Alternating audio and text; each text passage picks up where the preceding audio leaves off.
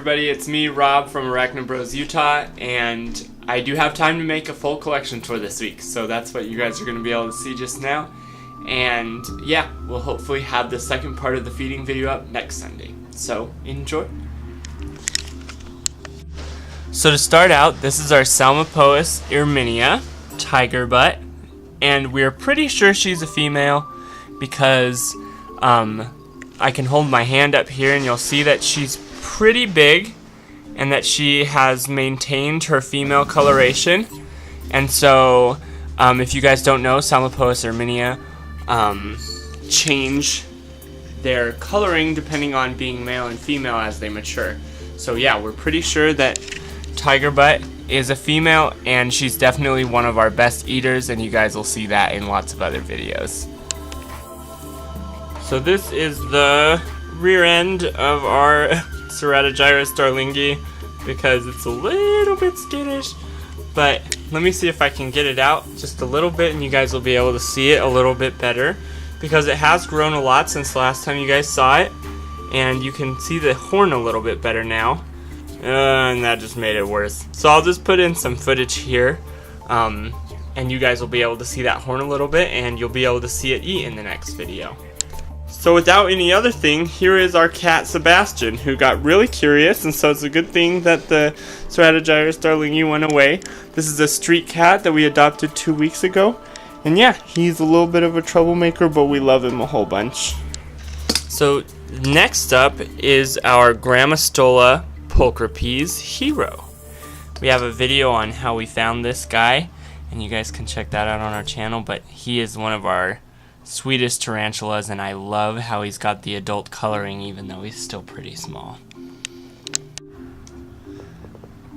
So this is our O. wahlbergi burrowing scorpion that really doesn't like light, but in our last feeding video we had a really cool feeding with him. It's not like a normal scorpion is. Like, you'll often see, especially creators on YouTube, having scorpions like that hide underneath rocks and stuff like that, and they can just lift the rock up and feed them. So wahlbergi scorpions actually burrow, and that's why you can see that there's quite a bit of substrate in here, and that this cork bark kind of serves as like a tunnel that it can go down in, and it is always running away. And it's kind of hard to feed, so we were really happy to get that feeding video.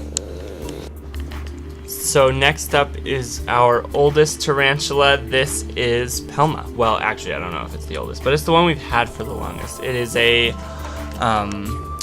Brachypelma albopilosum, and I love the hairs on it. When we first got it, I was kind of disappointed that the tarantula we were going to get was going to be just black, but these bright blonde hairs that it has on its legs are just amazing and beautiful. And I can show you guys here really fast.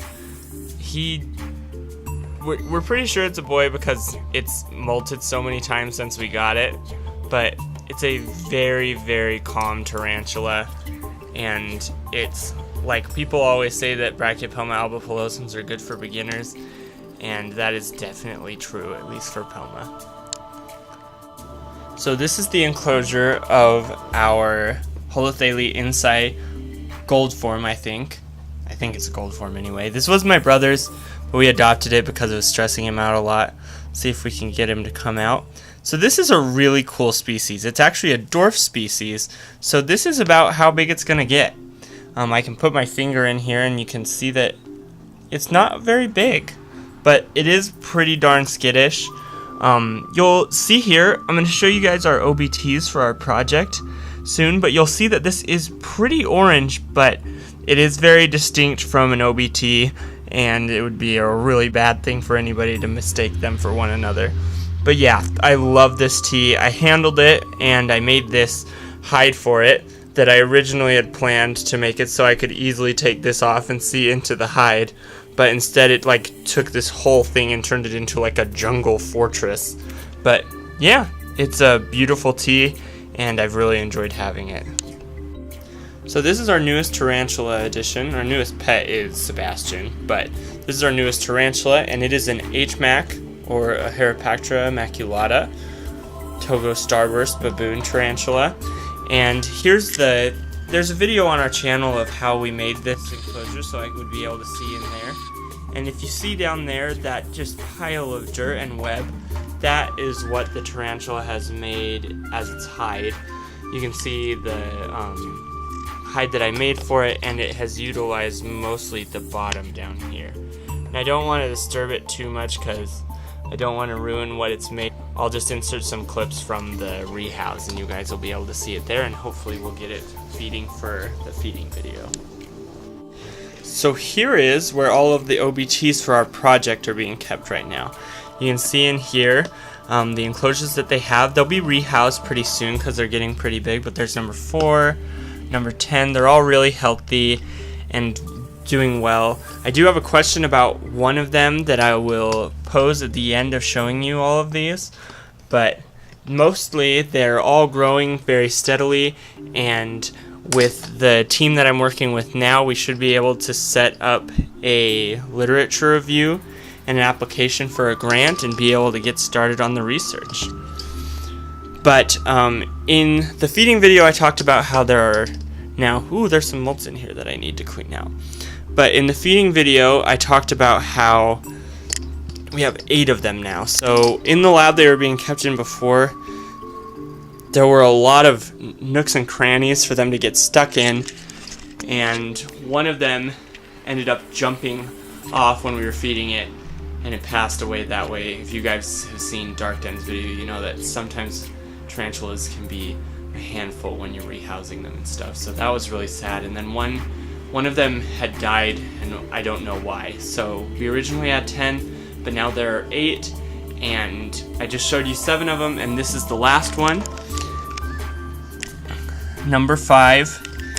And if you look at the size difference between number 5 and number 9, it's pretty big. Number 5 for some reason hasn't molted in a really long time, and the reason he's in with paper towel instead of with substrate is because he keeps getting substrate stuck to one of his spinnerets.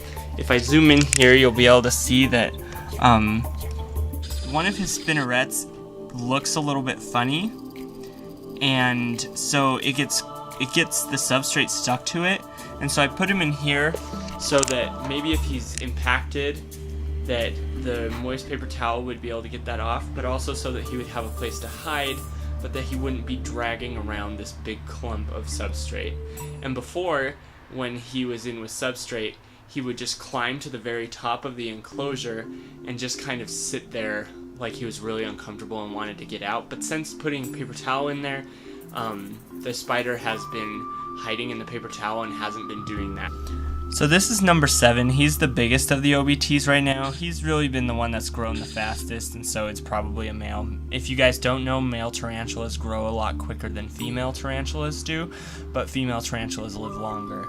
So if you look here, compared to the Holothele inci I was showing you guys earlier, the orange is a lot darker, and the legs are a lot fluffier on an OBT than they are on a Holothele inci. But yeah, that's just a little distinction.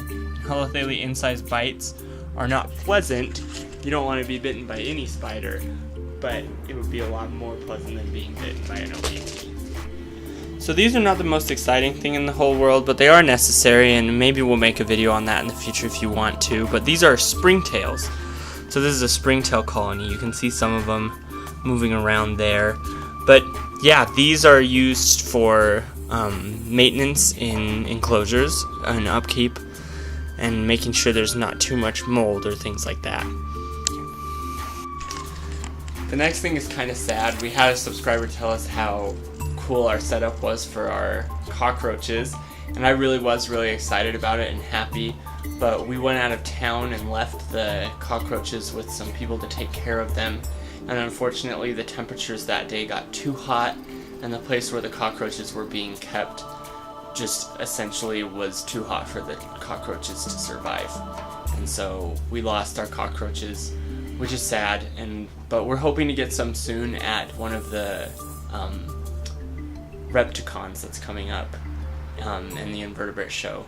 So yeah, we'll keep you updated on that. So hope you guys enjoyed this collection tour. I'll have my brother do one of his whenever he has time. He's really busy with school right now and stuff like that. But yeah, look forward to new content. Always subscribe for more 8-Legged Cuteness Weekly. Check out our Facebook if you haven't already for another hint about what our next spider bed and breakfast is going to be. Thank you all for watching and have a good day.